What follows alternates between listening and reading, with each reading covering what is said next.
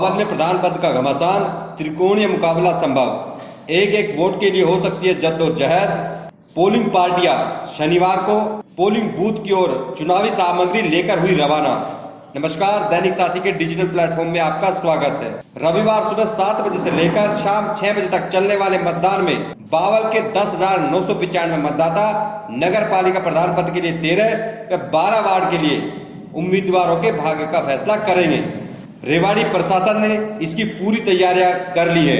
शनिवार को polling party चुनावी सामग्री लेकर बूथ की ओर रवाना हुई। वहीं प्रशासन की ओर से चुनाव को शांतिपूर्वक संपन्न कराने के लिए पूरी तैयारियां कर ली गई हैं। यूं तो देश प्रदेश में भाजपा का शासन है, ऐसे में बावल में भी ट्रिपल इंजन की सरकार बनने के दावे लगातार किए जा रहे हैं, लेकिन यहां भाजपा को अपने ही निर्दलीय प्रत्याशी कड़ी चुनौती देते नजर आ रहे हैं। इसका सबसे बड़ा कारण भाजपा द्वारा कट्टर कांग्रेसी रहे मास्टर शिव नारायण पर दाव खेला माना जा रहा है। लेकिन जिस तरह से सहकारिता मंत्री डॉक्टर बनवारी लाल ने बीते 15 दिनों में अपने उम्मीदवार को जिताने के लिए पसीना बहाया है, उससे फासला जरूर कम हुआ है, क्योंकि बावल नगर पालिका चेयरमैन पद का चुनाव कहीं न कहीं सहकारिता मंत्री डॉक्टर बनवारी लाल की भी प्रतिष्ठा से जुड़ा हुआ है।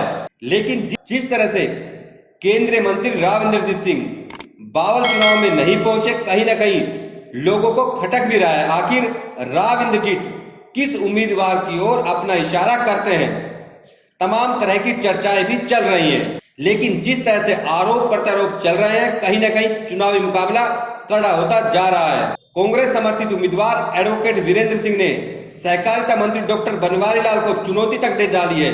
उन्होंने तो चुनावी भाषण में यहां तक कह दिया कि यदि भाजपा का उम्मीदवार हारता है तो डॉक्टर बनवारी लाल को नीम राणा चले जाना चाहिए। हालांकि डॉक्टर बनवारी लाल ने इस पर कोई भी कमेंट करने से मना कर दिया, क्योंकि नगर पालिका चुनाव कहीं ना कहीं स्थानीय मुद्दों पर लड़े जाते हैं और जातीय समीकरण भी बेहद अहम भूमिका अदा करता है। कांग्रेस समर्थित उम्मीदवार एडवोकेट वीरेंद्र सिंह की बात करें तो कांग्रेस नेता व पूर्व मंत्री डॉक्टर एमएल रंगा लगातार उनके पक्ष में चुनाव प्रचार में जुटे हुए हैं। वहीं एडवोकेट वीरेंद्र सिंह ने भी बीते 15 दिन में चुनाव जीतने के लिए कोई कोर कसर नहीं छोड़ी है और चुनाव भी बेहद रोमांचक बना दिया है। यदि तीसरे बड़े उम्मीदवार की बात करें तो नगर पालिका के पूर्व प्रधान चंद्रपाल चौकर भी लगातार मुकाबले में बने हुए हैं और कहीं ना कहीं बड़ी चुनौती बनकर उभरे हैं। कयास यह भी लगाए जा रहे थे किसी का समर्थन मिलने से यह बाजी को पलट सकते हैं।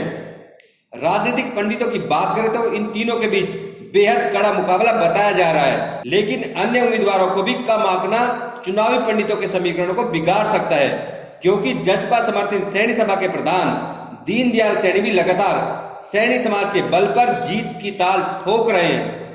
वहीं जजपा भी उनके साथ खड़ी जरूर नजर आ रही है।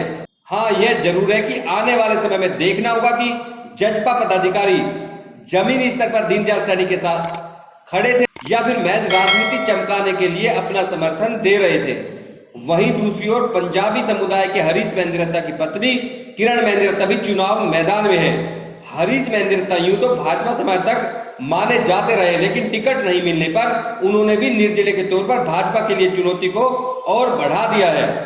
बताया जा रहा है कि यदि पंजाबी समुदाय हरीश मेहंदिरत्ता के साथ खड़ा रहता है तो हरीश मेहंदिरत्ता भी बाजी पलटने में सक्षम है। इसके अलावा बात करें तो राम किशन महलावत, जो कि एक बड़े किसान नेता है, लगातार जीत का दावा कर रहे हैं। रविवार सुबह 7 बजे से लेकर शाम 6 बजे तक मतदान होना है। यूं तो लगातार तमाम उम्मीदवारों की ओर से दावा किया जा रहा है, लेकिन यह आने वाले समय में देखना होगा कि किस उम्मीदवार के वादे और दाव पर मतदाता विश्वास करेंगे। रविवार को उम्मीदवारों का भाग्य ईवीएम में कैद हो जाएगा। 22 जून को मतगणना होनी है। ऐसे में देखना होगा कि शहरी सरकार का ताज किसके सर पर बनने वाला है। इसका फैसला यूं तो रविवार को ही हो जाएगा, लेकिन परिणाम 22 जून को आएंगे।